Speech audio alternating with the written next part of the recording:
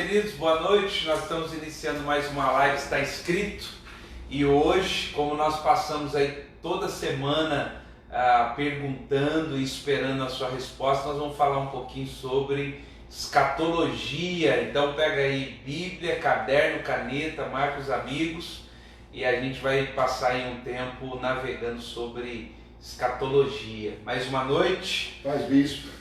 Graças a Deus, pastor, tudo bem? Graças a Deus. Paz para todos. É um tema, né? Um tema profundo, complexo. Um tema que eu vejo assim que muita gente tem. Alguns têm interesse e outros têm curiosidade, né? Alguns têm interesse, quer realmente conhecer, se aprofundar, outros têm medo. Isso. Eu já vi pessoa com medo. Só de falar escatologia já... Pronto. Apocalipse parece que é sinônimo de medo. E é até bom a gente comentar, porque não tem nada a ver com medo. Né? A palavra Apocalipse ficou associada a coisa ruim, destruição, final de tudo, né? É um final, mas não é um final como se apregoa, né? Até o próprio nome Apocalipse para nós, porque a nossa Bíblia tem como Apocalipse, né? Já é meio assustador, né? E se a gente voltar para King James, que é a versão inglesa, a gente já não vai ter mais Apocalipse, né? Não tem. Vai ser um outro... Porque a própria palavra Apocalipse, eu acho que por não conhecer, a grande maioria não conhecer, interpreta como sendo algo ruim, algo pesado. E como o bispo falou, a King James, que é uma versão inglesa, mais comum, né, na língua inglesa, americana, ela já diz tudo, né? Ela já traz, o título já é perfeito. É diferente, né? Já tira, parece que tira esse peso do nome, né? Sim. Então quando eu leio Apocalipse e leio Revelação, sim, eu já entendo o propósito do livro. O propósito do livro não é criar medo. Não. O propósito do livro é entregar uma revelação. É trazer luz. O próprio termo Apocalipse, né, no grego apó e calupsis, é como retirar um véu, né? Retirar uma sombra. É como uma cortina. Descortinar. Descortinar. É o véu que esteve lá e já foi rasgado por Cristo. Agora é uma cortina que você abre e você consegue enxergar o que está lá fora. A luz de fora entra, traz luz para casa. Esse é a revelação, né? Justamente isso. Apocalipse é revelar, retirar a sombra. Porque isso é importante, pastor, porque assim, a maioria das pessoas elas falam do Apocalipse e a primeira coisa que elas pensam é sobre a besta. Então elas já pensam a besta, mas quando a gente entende a ideia do descortinar, se a gente tirar o véu, né, de cima da besta que está escrito e dar um significado para ela, a revelação, isso muda o sentido. Eu acho muito interessante isso, porque dando curso sobre própria escatologia, Semanas de Daniel, Apocalipse, tanta coisa assim. Acho interessante quando, numa oportunidade, uma das pessoas falou, mas besta, mas que besta, né?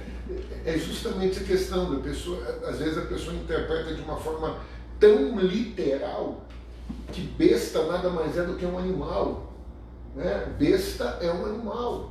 E o animal, quando a gente vê muito no livro de Daniel, a gente vê muito os animais trazendo representação de algo. Sim. Né? Então, isso traz luz, como o bispo falou. Tirar esse véu de cima, essa cortina, essa sombra, porque a grande maioria ainda está na sombra. Está olhando para a figura da besta, mas não entende o que essa figura representa. Então, quando se fala de besta, a pessoa está está pensando que é alguma coisa monstruosa, né? Está enxergando um monstro, Não, já pensa em algo assustador. Né? E quando a pessoa vai ver o que realmente significa, a pessoa fala, mas é isso. E aí, o interessante é que começa a enxergar na atualidade situações, né, eventos, que a pessoa começa a enxergar. Falou, opa, agora eu entendi.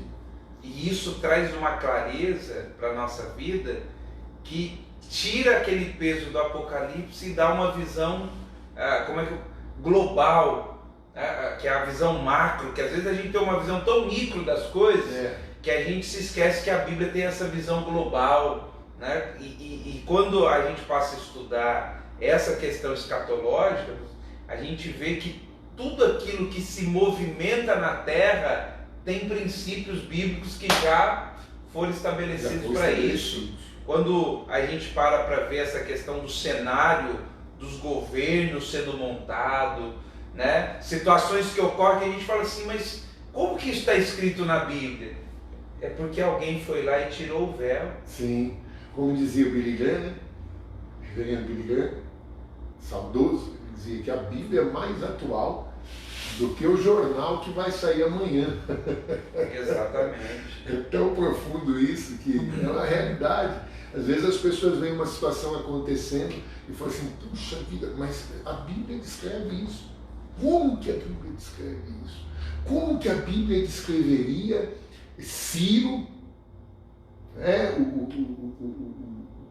o rei, o conquistador persa? Como que a Bíblia ia descrever Ciro muito antes de Ciro nascer?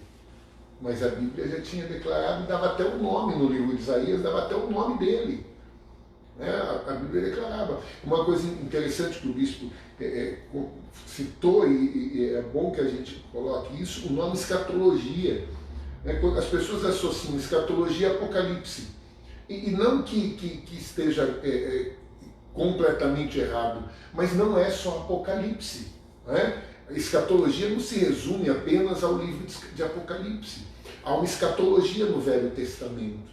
A gente vai ver isso em Isaías. Aliás, o livro de Apocalipse, mais da metade dele é citação do Antigo Testamento, dos Evangelhos. Mais de 50% dele é citado vem do que está escrito no Antigo Testamento. Então há uma escatologia, o livro de Daniel, que é considerado o Apocalipse do Velho Testamento. E isso é importante para associar que quando a gente fala sobre escatologia, nós não estamos falando apenas do estudo de um único livro do Novo Testamento. Sim. Livros do Antigo Testamento já falavam sobre questões escatológicas. O dia do Senhor, né? O dia da ira do Senhor, já vem falando. E às vezes as pessoas veem escatologia apenas como livro de Apocalipse. E a gente precisa entender que é muito mais profundo que isso. Apocalipse, como a gente acabou de falar, é a revelação. É a consumação da história. É Deus revelando como será o final de tudo. E não o final como muita gente pensa, como uma destruição final, fim do mundo. Não é o fim do mundo, né? É o destino no fim da história. Porque é interessante que quando chega lá no cinema, a pessoa está assistindo um filme e colocou lá The End, o fim. Mas não é o fim do filme, mas não da história. Né? A história continua. E a mesma coisa que Apocalipse vai mostrar é a história como ela se completa, melhor dizendo. Né? O início, no princípio de tudo, no Gênesis, e como ela se completa no final de tudo. Por isso que eu gosto de, quando eu leio o capítulo 22 de Apocalipse, entender justamente o final feliz. Está lá o final feliz. O encerramento é justamente isso, e viveram felizes para sempre, porque é agora que veio para sempre. Né? A gente costuma dizer a eternidade passada e agora a eternidade futura. Você que está aí assistindo, querido, você já leu o livro do Apocalipse?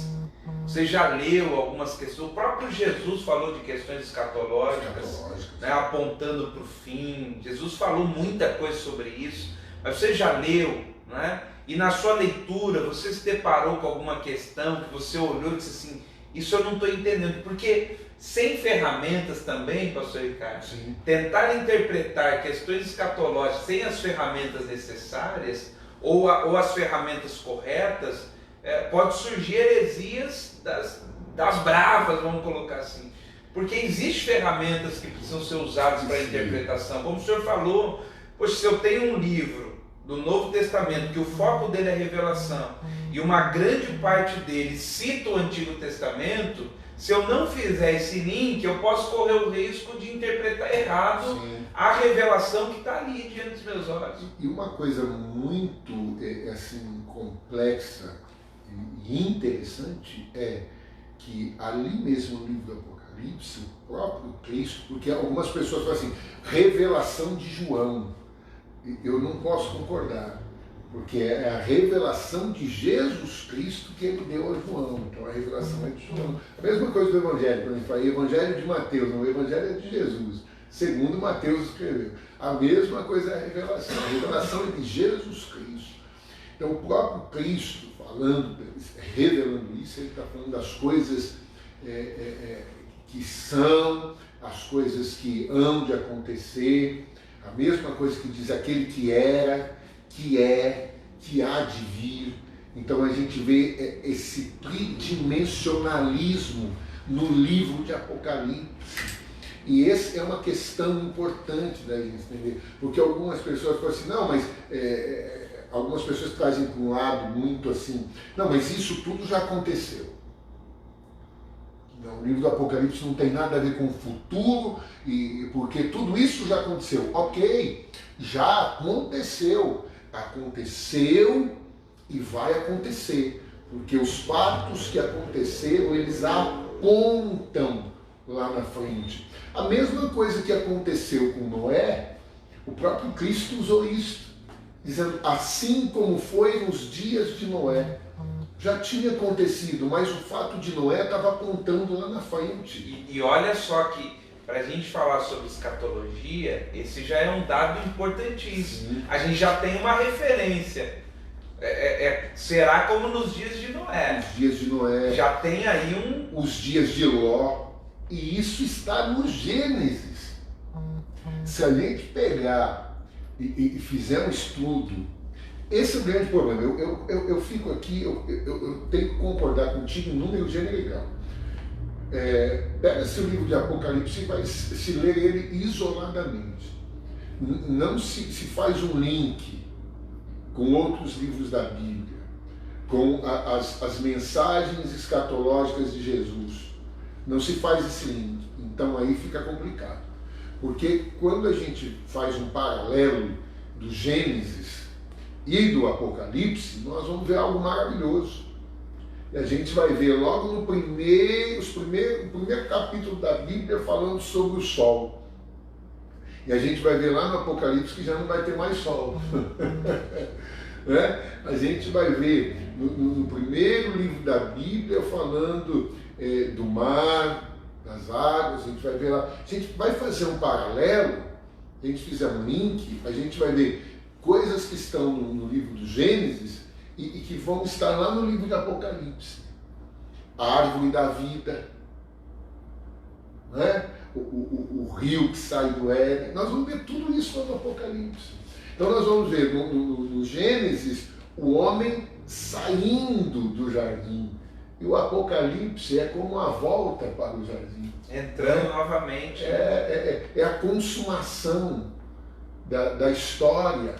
É a redenção agora sendo completada, sendo eu tenho que tomar até cuidado, porque senão alguém vai dizer assim, pô, pastor, mas a redenção já se deu em Cristo. Sim, é isso que as pessoas não entendem. Jesus nasceu, mas só o nascimento de Jesus não dá fim à história. Jesus morreu, mas se Jesus apenas morresse e não ressuscitasse, Jesus ressuscitou, mas ele disse que vai voltar. Então a volta tem o significado máximo das coisas, né? Então as pessoas às vezes elas fazem, parece que esquartejam as escrituras, né? Fica, não, Jesus nasceu, é o Natal, o Natal, tá bom. Irmão, tem o nascimento, a morte, a ressurreição, a volta, e essa volta é importante a gente entender. As pessoas trazem a volta de Jesus e não conseguem separar, né, essa questão do arrebatamento e da volta de Cristo, a segunda volta de Cristo. Uma oportunidade, a gente conversando com uma pessoa, ela disse assim: pastor, mas peraí, então é a segunda volta de Cristo ou tem a segunda e a terceira? Por não entender a ordem, o processo. É muito rico. Olha só, a Joyce está perguntando o que é, ou o que significa escatologia. E foi boa pergunta. É aquela Joyce de sempre? A menina que sempre faz as boas perguntas, né? É super fã da live. O que é bom dessa pergunta é aquilo que nós falamos, que as pessoas pensam que escatologia é Apocalipse, né? E Apocalipse, como nós falamos, é revelação. E escatologia, ela engloba muito mais que o livro de Apocalipse, que é justamente o estudo ou a doutrina das últimas coisas, do tempo do fim. Então, e isso é importante, né? Quando a gente para pensar sobre essa questão que a escatologia é esse estudo das últimas coisas, e pegar que isso já estava no Antigo Testamento. O Antigo Testamento já falava da doutrina das últimas coisas.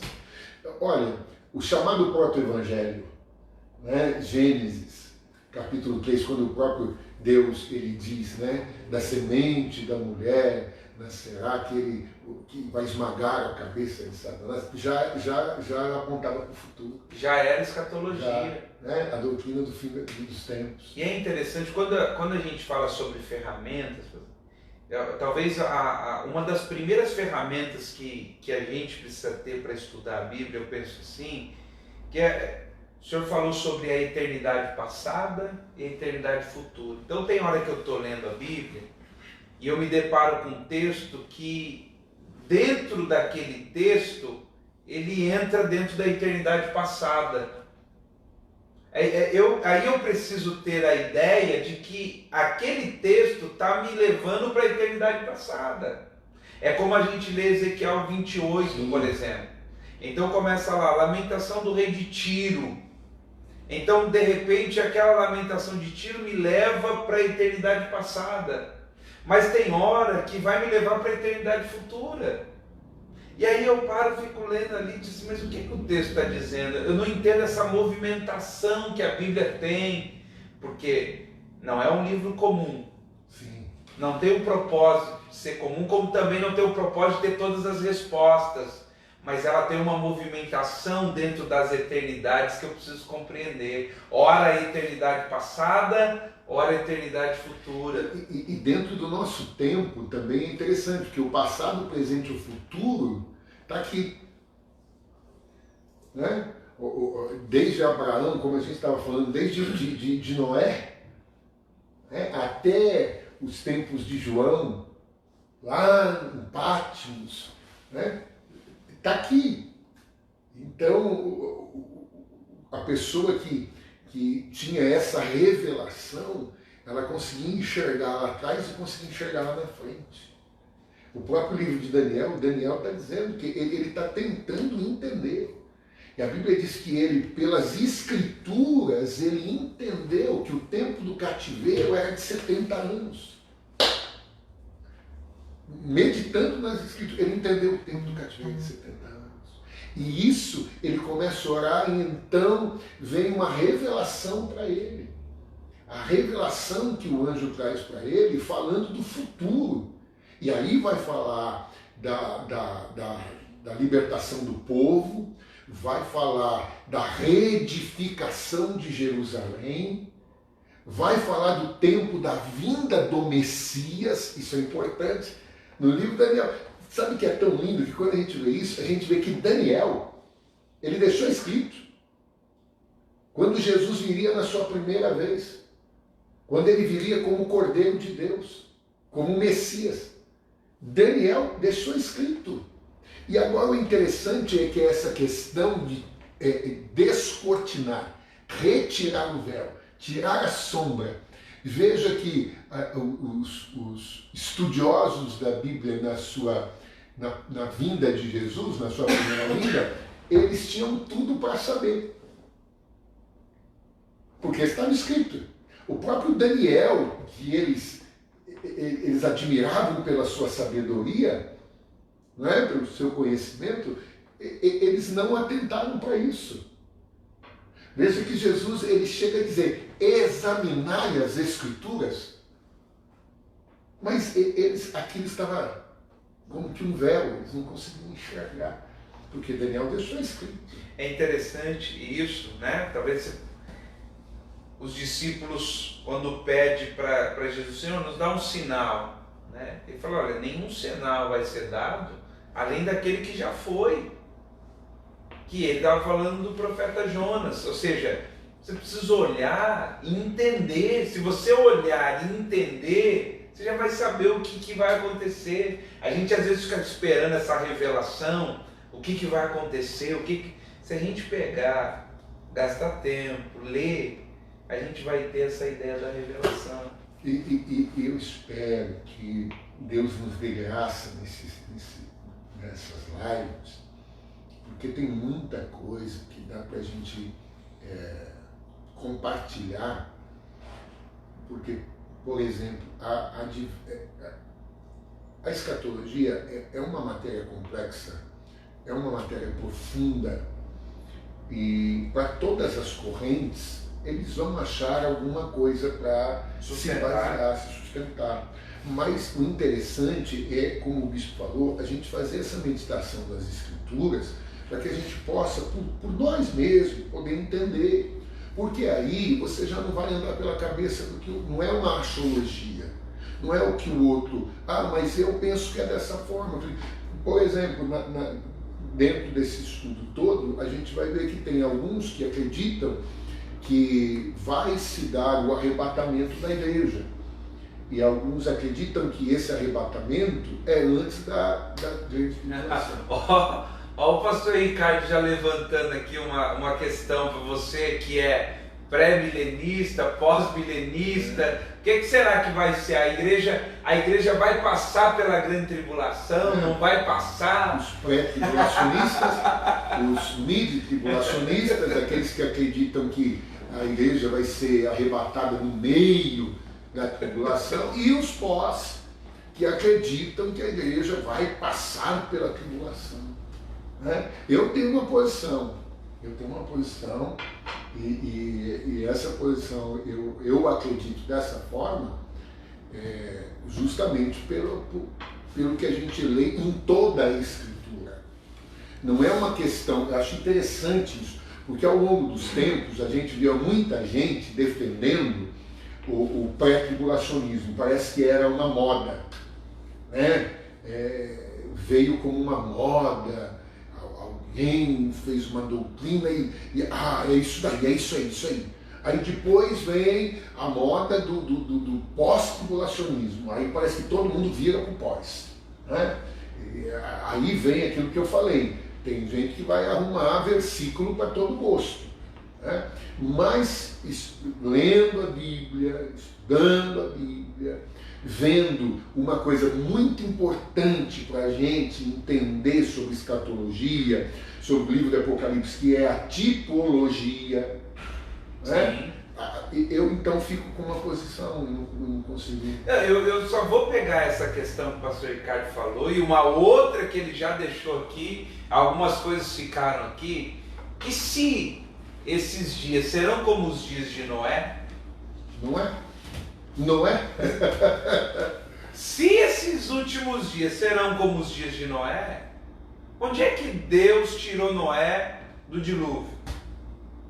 Ou Noé atravessou o dilúvio? É óbvio que existe a diferença daqueles que estavam dentro da arca com aqueles que estão fora, mas ambos passaram pelo dilúvio. Quer ver a gente pôr uma pimentinha? Quer ver a gente pôr uma pimentinha no negócio? é interessante que as pessoas pensam que Noé entrou dentro da arca e começou a chover. Não é interessante? As pessoas... Outra coisa interessante, que muitas pessoas falam que não chovia na terra, não tinha chuva. Sim. Não, até o dia de Noé nunca tinha chovido. Aí eles nunca tinham visto chuva. Onde que está isso? Então, tem muita coisa que às vezes as pessoas aprendem por ouvir falar, mas não de ler. Não de ser um bereano, como Paulo diz, né? Mas é interessante, algumas pessoas pensam que Noé entrou na arca, quando ele entrou na arca começou a chover. E a gente precisa ler, porque acaba desmistificando muita coisa que as pessoas pensam. Essa questão, né, Noé, e o tempo, Noé entra na arca, o tempo para começar a acontecer as coisas é muito significativo. Essas coisas que ficam ali como detalhes que às vezes passam desapercebidos. Mas eu acredito num Deus que é detalhista. Não tem, se Jesus diz que não passa um tio, né? Irmãos, é a menor letra do alfabeto hebraico, o sinal, por menor que seja, ele tem importância.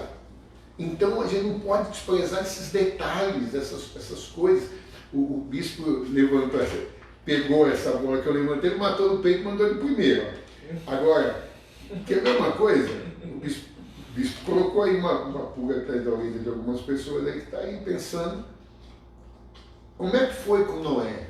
Agora, você quer ver um texto interessante? Isaías. Compartilha com a gente aí, enquanto o pastor Ricardo está aqui procurando texto, compartilha com a gente, né? Qual é a sua visão com relação a isso que nós acabamos de citar? A sua visão você acredita que a igreja será arrebatada antes da tribulação, durante a tribulação ou pós-tribulação? Qual é a visão? Qual é aquilo? Mas presta atenção, deixa eu dizer para você, não é o que você ouviu falar, é o que você acredita, é a sua sustentação. E se você tiver ela, né, coloca pra gente aí nos comentários por que você crê de fato nessa sustentação. Você acha que a gente já está passando pela tribulação? Pronto, aí a pimenta. Aí pronto, né? Já tem gente que vai achar já. Pelo amor de Deus, só não vai me colocar, não, eu acho que o inferno já é aqui. Mas olha esse texto, bispo, que coisa tremenda. E é um texto que muitas vezes a gente não percebe, porque ele está num livro chamado de Messiânico. Mas olha só que interessante. Olha o capítulo 57. O capítulo 57 do livro de Isaías. Olha o que diz. Perece o justo, e não há quem considere isso em seu coração. E os homens compassivos são retirados, sem que alguém considere que o justo é levado antes do mal. Que texto mais profundo e maravilhoso. Olha, vou ler de novo. Perece o justo, e não há quem considere isso em seu coração. E os homens compassivos são retirados sem que alguém considere que o justo é levado antes do mal. A King James diz assim, homens piedosos são arrebatados. Você vê? Olha que profundo. Essa versão, então... E ninguém compreende. Essa versão já revelou.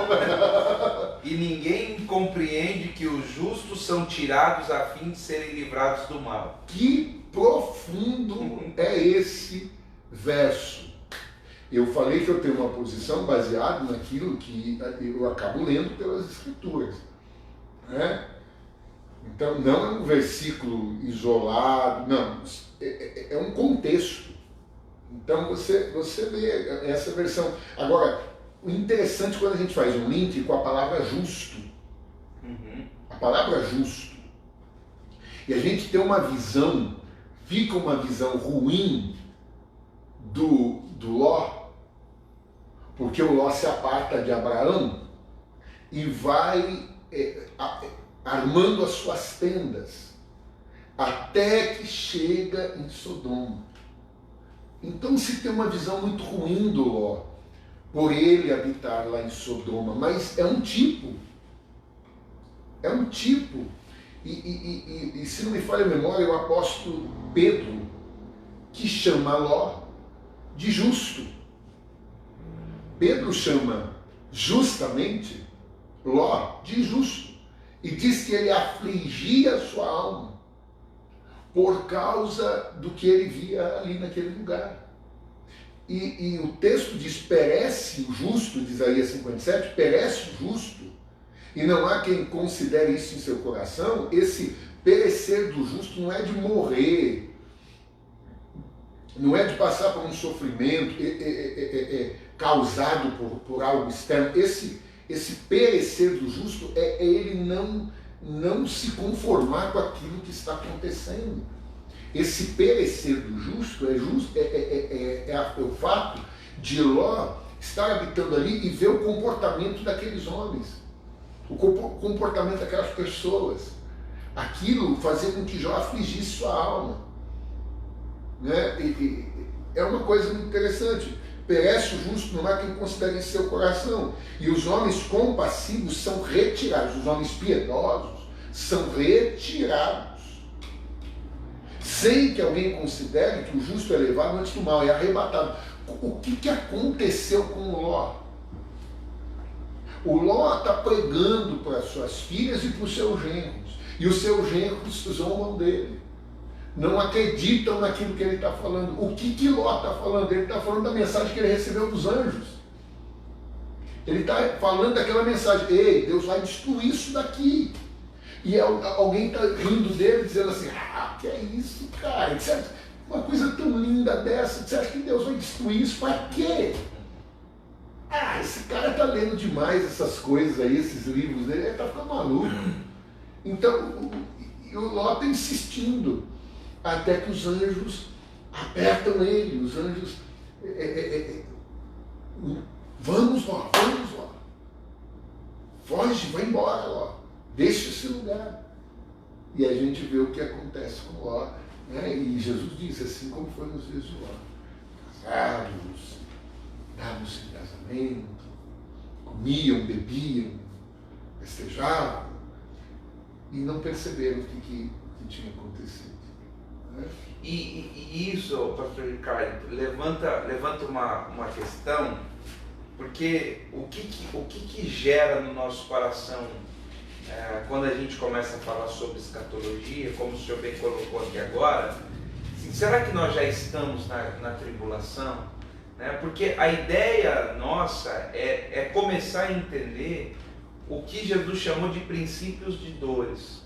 Então, como é que a gente consegue fazer essa leitura escatológica? Porque eu preciso entender isso, né? A maneira como isso foi revelado para nós é nessa figura da grávida com dores de parto. Não nasceu, mas a contração está ali. E a gente sabe, né? A gente aprende isso, que a contração ela começa em intervalos longos. E com o passar do tempo ela vai diminuindo, até chegar a hora que nasceu. Então como é que eu consigo fazer essa leitura do princípio das dores? Porque é princípio. Será que esses princípios já começaram? E é interessante isso que o bispo falou, porque são espaços longos, dores menores, né? Causam incômodo, mas o espaço é longo. E quanto mais vai chegando perto da hora da criança nascer, vir à luz, então os períodos de contração vão diminuindo e as dores vão sendo mais fortes. Por quê? Por que eu digo isso? Porque muita gente pega, por exemplo, a questão não sabe o dia nem a hora. Isso é um fato. Ninguém tem esse disco. Porém, quando a gente passa a estudar a questão escatológica, a gente vai ouvir expressões, por exemplo, dores de parto. Opa, sinais, isso, né? já são sinais que me apontam não para ter exatidão, sim, mas para eu vou ter sinais, por exemplo, como a meia-noite, os trabalhadores da última hora, que são os trabalhadores das 5 da tarde. Ou seja, eu começo a ter sinais que me apontam para um momento específico da história. Não é uma questão assim, ó, a gente não sabe, não. É como se toda essa questão viesse dando dicas para dizer, olha, se atente para isso. A pessoa ficar, né? Para não ser pego como aquilo que Jesus disse do ladrão que vem à noite. Então, assim, olha, para você não ser pego de surpresa como um ladrão entra na sua casa, se atente para isso. Porque se você observar essas coisas, você não vai ser pego de surpresa. Ou seja, eu posso não saber o dia nem a hora, mas eu, pelos sinais, eu posso estar preparado. Atento. Opa, eu posso estar preparado. Eu fico apercebido, né? Eu fico ligado. Porque uma pessoa que ela sabe que tem algo para acontecer, ela até pega no sono. Mas um barulho que dá, ela já... Por quê? Porque ela está apreensiva. Está esperando, né? A gente vê na parábola das virgens que todas dormiram. Todas dormiram. Mas tinha um grupo que estava preparado. Quer dizer, eu sei que eu posso até dormir, mas eu vou me preparar. Porque eu sei que vai vir. Agora, quem não se prepara é porque não está se importando muito. Na verdade, tá, não sei se eu posso dar essa expressão, crer desacreditando. Não sei se é, não é. Será que é tudo isso? Porque parece que virou um chavão em descrédito dizer que Jesus está voltando. Jesus está voltando. Puxa, mas a gente escuta isso há tanto tempo. Isso é falar de uma forma assim que... Meu bisavô falava, minha avó falava, a minha mãe já tem aí 70 anos, fala isso até... Até quando João diz, filhinhos, é já a última hora.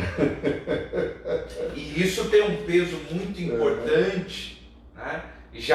Se a gente for levar isso ao pé da letra, vamos pegar só uma questão literal, como já é a última hora, junto com a parábola dos trabalhadores com relação aos trabalhadores da última hora. Se a gente parar para pensar isso e a gente pegar que desde Cristo para cá a gente está vivendo essa última hora, a gente está aí às portas, e aí vai dizer assim, poxa, mas são quase 2000 anos que separa esse ponto de uma possível volta. A questão é que para nós o tempo é uma questão, puxa, 2000 anos, mas na eternidade isso não tem o mesmo peso, né? Olha que interessante aqui, está dizendo assim, ó. Depois disse o Senhor a Noé, capítulo 7 de Gênesis, entra tu e toda a tua casa na arca, porque te hei visto justo diante de mim nesta geração. De todo animal limpo tomarás para ti 7 e 7, macho e sua fêmea, mas dos animais que não são limpos, 2, o macho e sua fêmea. Só um adendo aqui que é interessante notar, isso aqui eu não consigo ver, que diz que todo animal limpo, mas dos animais que não são limpos. Essa questão do limpo, do puro e do impuro vai ser deixado escrito lá no livro de Levítico. Mas o Noé já sabe aqui qual que é o animal que é limpo e qual que não é limpo. Interessante isso. E isso leva a gente a pensar, pastor Ricardo, na questão dos princípios que são eternos. Sim. São princípios que antecedem a lei. Princípios como o dízimo, princípios como a ceia do Senhor. Eu costumo falar a lei antes da lei. Porque é um fundamento eterno.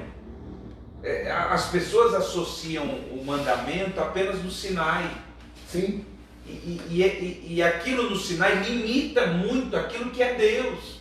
Porque se a gente pegar antes do Sinai, já havia regulamentações eternas.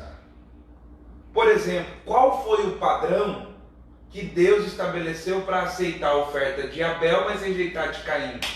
Já havia um nivelamento, mas onde estava regulamentado como deveria se ofertar? Deus não poderia nunca, se não houvesse um princípio eterno, rejeitar a oferta de Caim. E isso que é interessante. Às vezes as pessoas falam, mas foi porque Caim, ele ofereceu de um jeito assim, é porque Caim teve inveja do irmão, por isso que Deus não aceitou, Deus não aceitou porque a oferta de Caim não foi de coração. Foi uma oferta da terra, não foi uma ovelha. Mas ele era lavrador da terra. E tem um princípio, o porquê do oferecer a ovelha, o fruto da terra, o que era o fruto. Quando a gente pega lá no Levítico, a gente vai ver a oferta de cereais, os frutos da terra, a farinha, o óleo, o vinho, tudo é fruto da terra.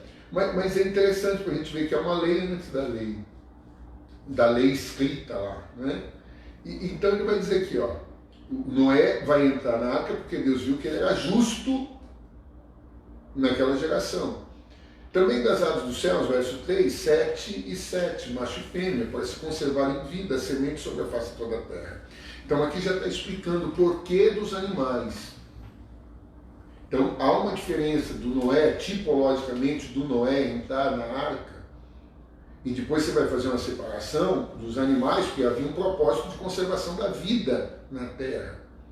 Aí vai dizer aqui, porque passados ainda 7 dias, verso 4, se quiser anotar aí na sua Bíblia, porque passados ainda 7 dias, farei chover sobre a terra 40 dias e 40 noites, e desfarei de sobre a face da terra toda a substância que fiz. E Noé fez conforme tudo que o Senhor lhe ordenara. Glória a Deus. Então veja bem, Noé entra na arca, ainda vão passar 7 dias. Toda aquela chuva desce na terra. Então, veja que Noé vai entrar na arca, e essa palavrinha aqui, 7, é muito importante. Esse 7 vai fazer uma ligação direta com o tempo da tribulação. São os 7. Então são fatos detalhes que ficam gravados na palavra de Deus, que é difícil de deixar passar. Você prestou atenção? Onde o senhor leu? Gênesis capítulo 7, verso 4. Gênesis 7, 4 já falava sobre escatologia. Já falava sobre escatologia. São detalhes que a gente vê que fica muito marcado.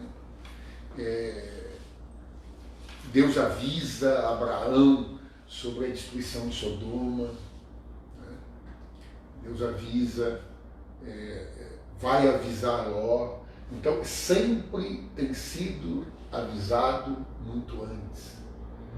Sempre Deus avisa muito antes. Interessante é que Noé, essa questão do tempo, como o bispo colocou muito, é maravilhoso isso. Noé, ele leva muitos anos construindo um lugar para que dentro desse lugar ele fosse poupado da ira do Senhor que viria sobre a terra. Então, durante muito tempo, Noé vinha construindo aquele ambiente. E eu fico pensando numa coisa, bispo, e aí eu trago esse ambiente da arca, o ambiente que Cristo ordenou, porque Deus ordenou a Noé que construísse. Não veio da cabeça de Noé. Sim. Não é? Noé não falou, vou fazer isso. Não. Quer dizer, agora, Cristo deixou claro sobre um lugar, um ambiente, que o seu povo seria preservado. Então, quando a gente vê essa questão, a gente vê que lá na arca, eu fico imaginando a situação de 7 animais, porque 7 dias antes ainda, os animais, eu fico imaginando 7 pares de animais limpos e o par de animais impuros. Agora, já pensou dentro dessa arca como que não devia ser? Conviver com todos aqueles animais não devia ser fácil. E num ambiente desse havia muito trabalho também. Sim. E uma coisa que me leva a pensar aqui o senhor falando é o seguinte: quando a gente lê a expressão como nos dias de Noé, a gente se prende tanto na questão casamento, casar, a gente olha para os outros. Sim. E a gente se esquece que também nos dias de Noé havia alguém edificando. Sim. Havia um pregador de justiça. Pregador de justiça. Né? A gente fica tão focado naquilo que, puxa vida, vai ser como nos dias de Noé, eles estão casando, se dando em casamento. A gente está tão focado lá fora. Exato. Que não consegue enxergar aqui dentro. Qual é o nosso papel? Ou seja, nesses últimos tempos vai haver essas coisas, mas também vai ter pessoas que vão estar construindo, pregando justiça. E eu preciso entender isso como sinal. E a igreja como arca, né? Noé levou todo aquele tempo construindo aquela arca. A igreja é uma construção. As pessoas pensam assim que Jesus morreu, ressuscitou, nasceu a igreja. Começou a igreja. Sim. Mas durante todo esse tempo a igreja está sendo construída. E é interessante, não é o nosso ponto aqui. Eu vou colocar isso porque o pastor Ricardo gosta disso também. Mas olha só, há um número dentro dessa questão de 120. Sim. 120 dias. Né? 120 dias são 3 ciclos de 40 anos. 40 é um número muito significativo que a gente vai ver discorrendo pela Bíblia. A gente vai ver que chove 40 dias. 40 dias. Ou seja, são 120 anos com 3 ciclos de 40, chove mais 40 dias, mais um período de ciclo. O número que o senhor citou aí sobre 7 dias, entra na arca 7 dias depois começa a chuva, ou seja, são números pontuais, marcando, sinalizando um tempo. E aí eu paro para pensar e falo assim, como fazer essa leitura pontual nos dias de hoje? Como entender esses ciclos que vão se encerrando para começar um outro? Porque quando eu vejo trabalhadores da última hora, à meia-noite, eu começo a ver que isso são datações, isso são tempos pontuais que Deus não vai fugir deles. E Deus já deixou que é para que o seu povo pudesse ficar atento. Né? Quando eu falo dessa questão do Noé, dessa construção da arca, entra 8 pessoas dentro da arca. Noé, sua esposa, seus 3 filhos e as 3 noras. 8 é um número muito significativo.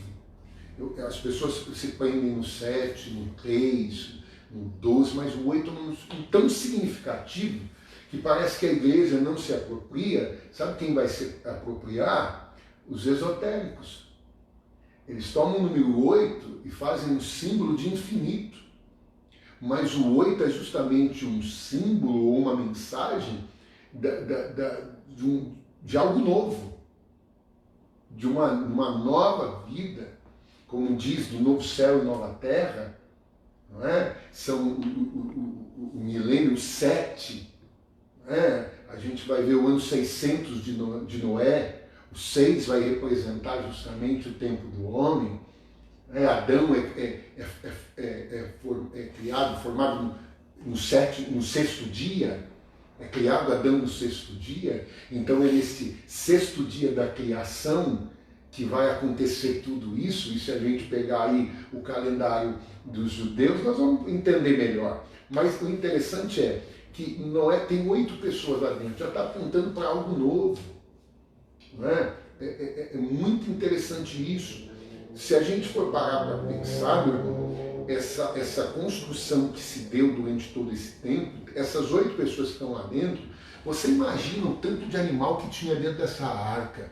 Você imagina eles acordarem, ter que limpar a sujeira de animal, cuidar daquilo, alimentar.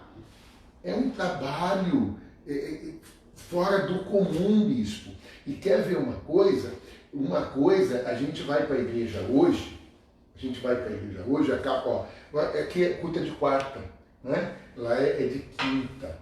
Então a pessoa vai no meio da semana na quarta e vai embora para casa. A pessoa vai no culto do domingo e vai embora para casa. Vai fazer a obra na igreja e 2 horinhas vai embora para casa. Ali na arca, bispo, eles entraram e ficaram ali todo aquele tempo. Eu fico imaginando os conflitos que não haviam ali dentro. Só que toda vez que durante aconteceu algum conflito, e outro, hein, é um relacionamento complicado, porque é o sogro com a nora, é o genro com a sogra, é o cunhado com a cunhada, cunhada com cunhada. Olha só, é impossível não ter tido um conflito. Alguém que está trabalhando mais que o outro, alguém que está fazendo uma coisa que o outro está fazendo outra, eu queria fazer aquilo, eu não quero fazer. Essa coisa toda que igreja tem. Só que toda vez, que hoje é fácil, hoje o camarada acha que o negócio não está bom lá dentro da igreja, e muita gente, nós estamos falando de escatologia. Eu não esqueci não, irmão. Irmã, eu não esqueci não. Nós estamos falando do final dos tempos, eu não esqueci não. Mas uma das coisas que acontece nos nossos tempos, que a gente tem que atentar como foi nos dias de Noé, é que tem muita gente caindo fora da arca. Muita gente pulando fora da igreja, porque o ambiente da igreja, as pessoas falam, está muito sujo, está pesado. Eu não consigo, eu não me dou com aquele irmão, não me dou com aquela irmã, muito desentendimento. Mas uma das coisas que acontecia e que a gente precisa observar hoje, é que quando acontecia talvez um desentendimento ali dentro, e alguém pensava em sair, primeiro, a coisa lá fora está caindo um temporal. Só que esse temporal se deu de 40 dias e 40 noites. E eles passaram muito mais tempo que isso dentro da arca. Então, de repente, parou de chover lá. Eu vou sair. Eu não aguento mais olhar para a cara de fulano. Esse trabalho aqui para mim já deu. Eu não sou reconhecido. Essa coisa toda que a gente sabe. A pessoa, de repente, ia lá e dava uma olhada. Para onde eu vou? Para onde eu vou? Rapaz, eu olhava lá fora e tudo que ela via lá era morte. O cheiro que vinha lá de fora era pior do que o cheiro que estava lá dentro. Infelizmente, hoje as pessoas não conseguem atentar para isso. Sim. Mas se a gente parar para ver, meu irmão e minha irmã, a gente vê muita gente que está saindo porque acha que na igreja não está bom. Que igreja, o ambiente está corrompido, essa coisa toda. Dá uma olhada lá fora, que tu vai ver que está bem pior. Lá fora o ambiente é de morte. Né? E os que estão dentro, eles são preservados. Agora, uma das coisas que eu mais amo na tipologia é que o tipo, ele aponta para a realidade. Então, o tipo já se cumpriu, a realidade ainda se cumprirá. Então, a gente vê que lá, a morte estava lá fora. Agora, hoje a gente sabe que o pior, essa morte, vai acontecer. Sim. E uma coisa importante e talvez interessante aqui é a seguinte: o senhor estava pontuando e disse assim, eles entraram na arca e lá dentro tinha trabalho. Ou seja, entrar na arca significava ser salvo. Sim. Então, eu estou salvo e porque eu estou salvo, eu trabalho. Porque por muito tempo, pastor Ricardo, pintaram a salvação como o fim das coisas. Sim, estou salvo, acabou. É isso que ele espera. Então a pessoa vai para a igreja, senta no banco da igreja e fica lá, estou salvo, estou salvo. Mas não, a salvação, de acordo com a Bíblia, é o início. Então, eu entrei na arca, estou salvo. Mas aqui dentro tem algo para fazer. Porque o que eles estavam fazendo dentro da arca? O símbolo daqueles animais, a Bíblia diz, para conservação da vida. Eles entraram na arca para a conservação da vida. Eles tinham um propósito ali de conservar a vida. Quem entra dentro da arca tem que ter esse entendimento. Fui salvo para quê? Para a conservação da vida. Sim. Então eu fui salvo, então agora eu preciso trabalhar para quê? Para que vidas entendam isso. Toda a humanidade, meu irmão, as mesmas palavras que Deus falou para Adão, ele vai falar para Noé, para os filhos de Noé. Porque toda a humanidade agora vai partir de Noé. Um novo começo. Né? A humanidade vai partir daqueles que saem da arca e vão começar tudo de novo. Então as pessoas que estão dentro da arca hoje, elas têm que entender que elas são aqueles que foram chamados para pregar a preservação da vida. Não há vida fora de Cristo. Isso é muito importante. Eu ouvi uma frase, um tempo atrás, muito importante. Não existe igreja sem Cristo. Se não tem Cristo, então não é igreja. Então a gente precisa entender que a vida começa em Cristo. E a partir do momento que nós entramos em Cristo, então nós agora vamos passar essa vida adiante. Não é simplesmente entrar na arca e ficar sentado lá, esperando o pior passar. Não, o pior virá. Eu gosto de Ezequiel, capítulo 7, diz, o fim vem, o fim vem. Então, porque a gente sabe que o fim vem, a gente tem que trabalhar. Né? Os trabalhadores da última hora, trabalhar. Veja que Deus não dispensou ninguém. Passou na última hora, ninguém chamou eles, eles estão lá. Vem! Vem! Agora, a última hora, vem! Então, as pessoas que estão dentro da arca ou dentro da igreja, elas precisam se aperceber disso. Não dá porque para a questão da salvação, ela tem que ser compreendida, porque senão o estar dentro da arca já... Estou salvo. Muita pessoa acomodada dentro da arca. Estou salvo. Aí eu vou entender uma outra parábola, vou associar, né, com um camarada que recebeu um talento e enterrou. Isso é complicado, porque falando de escatologia, a gente precisa entender que há uma recompensa, há um galardão. É por isso também que eu entendo o arrebatamento de uma forma, porque vai ter um período em que haverá uma recompensa àqueles que trabalharam no reino, eles vão receber o galardão.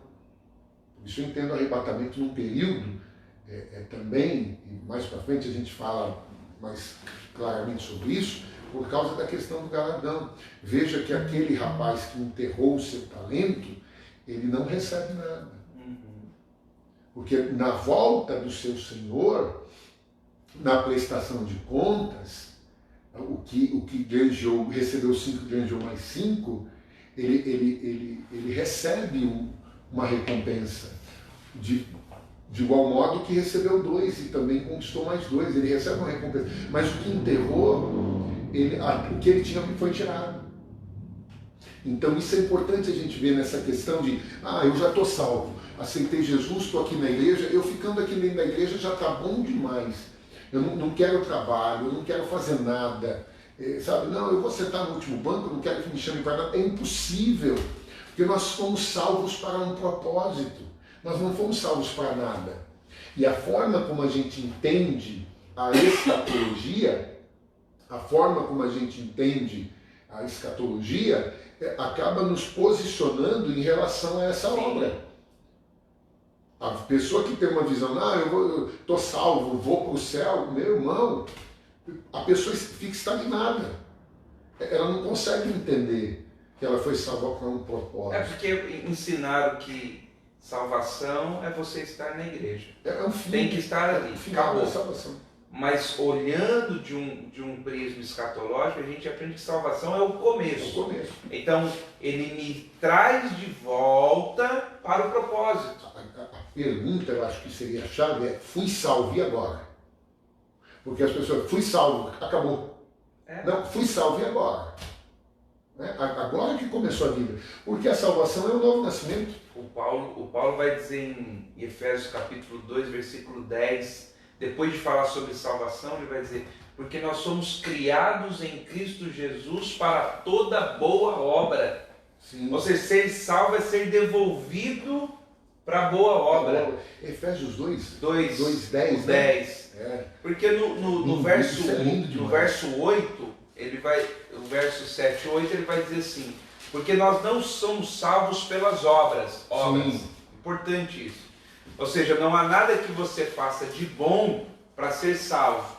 Mas no versículo 10 ele vai dizer assim: porque somos feituras suas, criados em Cristo Jesus para as boas obras. Poema, né? Lindo, isso é lindo demais. E isso, porque pela graça, verso 8, né?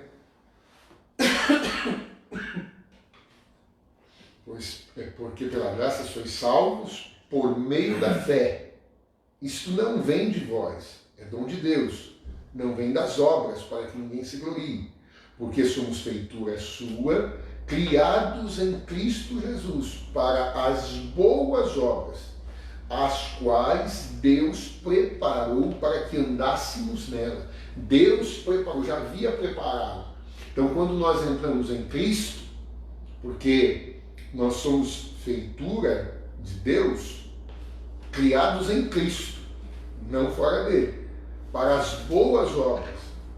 Veja, estas obras, diferente daquelas que o bispo acabou de falar, que não é a obra que me salva. Isso não é a obra, não é o que eu faço que me salva, é o que Cristo fez. Mas o que Cristo fez me coloca para fazer uma obra. Exato, porque o que acontece? Existe uma diferença enorme entre eu entregar uma cesta básica como uma obra, e existe eu fazer uma boa obra através de Cristo. Ou seja, a cesta básica que eu estou dando não é para me aproximar de Cristo. Sim, é. Não é para me fazer bonzinho. Mas é porque eu me aproximei dele. Que eu faço. É por isso que ele vai dizer em Cristo Jesus. Ou seja, eu só faço isso nele. Sim. Mas não posso fazer nada para me aproximar dele. Então tudo que eu faço é através dele. Eu não faço nada para me achegar. Não dá para fazer isso. Essa é uma sustentação, né, da questão do tentar chegar no céu por alguma obra. Com a própria força, né? Chegar ao céu com a obra das mãos. É a diferença lá no Gênesis 10, 11, do estilo de Nimrod. Sim. Né? Que eles vão cozer tijolos, né? Eles vão colocar argamassa, tudo feitura de homem, tudo coisa que o homem faz. E vão levantar uma torre, fazer o nome deles cérebro para que eles cheguem no céu. Exatamente. Eles querem chegar da maneira deles, aí vê que com Deus é diferente. Né? Uma pedra que não foi cortada por homem, né? O que dá ligamento na arca, que calafeta a arca, é o betume, não é a argamassa, né? Não é algo que o homem é capaz de fazer, né? É algo que foi Deus mesmo que já deu. Então é algo muito profundo. Essa questão, irmão, é muito linda. Tem que se atentar para isso. Eu não faço uma obra para me aproximar de Deus, porque o que me aproxima de Deus é Cristo. O próprio Cristo diz: ninguém vem ao Pai senão por mim. Eu não faço uma obra para me aproximar de Cristo, mas a partir do momento que em Cristo estou, eu tenho que atentar para a obra que Deus já preparou. Não é a obra que eu quero fazer, é aquela que Ele preparou. Já está. Já está pronta. Isso é profundo. Essa aqui, nós já estamos aqui nos aproximando da meia-noite. Já passamos aqui 1 hora. Daqui a pouco eu ouço um grito. 1 hora nós já estamos aqui, mas esse ambiente foi criado para a gente de uma forma bem introdutória. Sim. E bem simplória também, a gente descortinar esse assunto que é temido por muitos cristãos, não entendido por outros E aqueles que são detentores, talvez, de uma verdade, acaba que não é, né? Então, o que eu quero colocar para você aqui? Durante a semana, não é?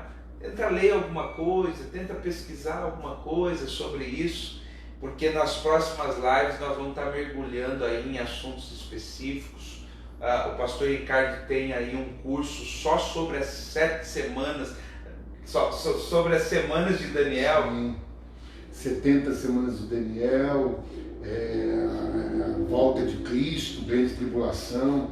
É uma coisa assim que a gente acaba se apaixonando por isso, né? Então é algo assim que eu concordo, assim, eu penso da mesma forma que o bispo. É mais uma introdução para que a gente possa começar a criar um ambiente para a gente entrar no mais profundo. Sim. Né? A gente pincelou aqui questões como a escatologia no Velho Testamento, textos como de Noé, de Ló, um pitacozinho da questão do justo, do homem piedoso ser arrebatado. E é interessante que a gente falou de escatologia hoje, na sua grande maioria, no Antigo Testamento. No Antigo Testamento. Nós nem entramos no Apocalipse, não falamos de nada. Então, há um campo muito rico para a gente discorrer sobre a tipologia, coisa que você que vem acompanhando as lives, você que tem a oportunidade de ver de novo no canal do YouTube, você pode entrar lá ver a dos patriarcas, você vai ver até na escatologia a questão de várias passagens sobre os patriarcas que apontam para isso, né?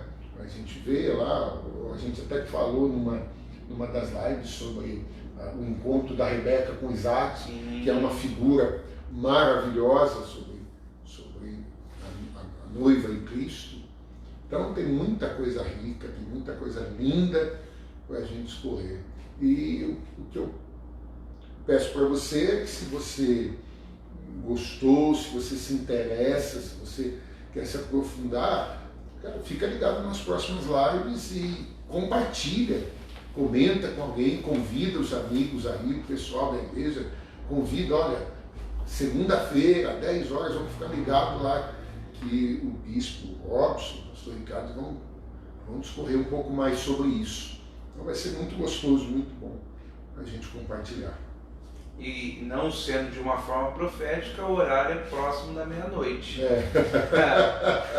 Falar sobre arrebatamento perto da meia-noite, se você ouvir uma buzina... Quando a pessoa vai dormir, ouve uma trombeta lá, né? A pessoa fala, meu Deus!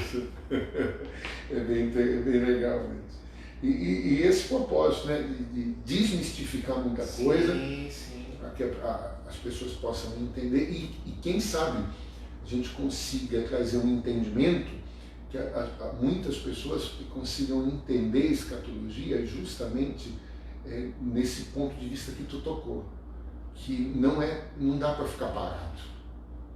Não dá para ficar parado esperando Jesus voltar. Não, eu estou aqui esperando Jesus voltar. Você espera. Minha avó tinha um ditado muito interessante. Minha avó dizia assim: enquanto descansa, meu filho, carrega a pedra. Né? Enquanto espera Jesus voltar, você tem que trabalhar, sabe? Tem que fazer a obra, tem que ganhar almas, tem que apregoar o Evangelho.